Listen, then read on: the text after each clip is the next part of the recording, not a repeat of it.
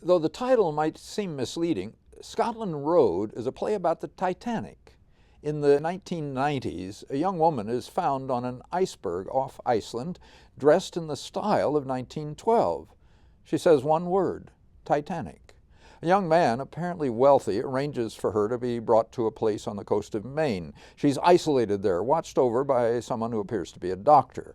The man, he calls himself John, claims to be a grandson of John Jacob Astor, who died on the Titanic. He interrogates the young woman about the Titanic. Surely she must be some kind of fraud, engaged in some scheme.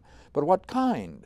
And when she begins to talk, she has all the right answers. Though, as John and the caretaker point out, so much has been written about the Titanic, it would be easy for someone to seem to have first-hand knowledge of it. And how could someone who was on the Titanic still be in her 20s today? How could she have survived? Eventually, John and the caretaker discover the last known living survivor of the Titanic, a recluse in a wheelchair who agrees to confront the young woman. They both can talk convincingly about what happened on the ship, and the confrontation does yield an exposure, though not what was expected. You may have noticed that I use terms like apparently and appears to be to describe the characters.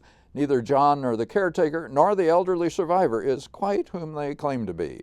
And the young woman from the iceberg? The play leaves that question hanging. Scotland Road was written by Jeffrey Hatcher, a widely produced writer of plays, film, and TV, including A Picasso and Tuesdays with Morrie, both seen here recently. Scotland Road was produced several years ago in the Rep Studio and recently in the Studio Theater at St. Louis University. John Kalk, a senior theater student there, directed a careful, thoughtful, and engrossing production. Faculty members Jim Burwinkle and Lou Burr designed set and costumes with lighting by student Laurel Kassenbrock, all both clarifying and mystifying this strange story of people trying to make connections through a sunken ship.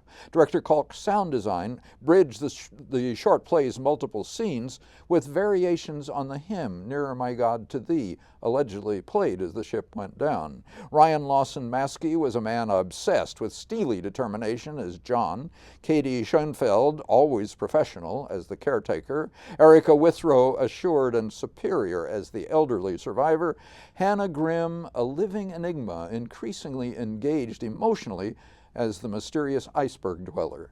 I'm not sure where Scotland Road takes us at the end, but it's an engrossing trip. Yeah, I think you enjoyed it more than I did, but I did like these performances. Yeah, good.